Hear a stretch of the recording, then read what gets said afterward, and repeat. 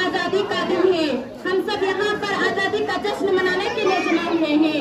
हमारे बुजुर्गों ने अपने तन मन धन और जान की बाजी लगाकर इस मुल्क को आजाद कराया है। तब हम इस शान और शौकत के साथ एक अजीम और शान जश्न आजादी मना रहे हैं। हमारे बुजुर्ग और दोस्तों, आज से तकरीबन 200 साल पहले हमारे प्यारे मुल्क हिंदुस्तान पर बड़ी चालबाजी, अय्यारी और मक्कारी से 7 समुद्र पार से आए हुए अंग्रेज काबिज हो गए थे। हम मुसलमान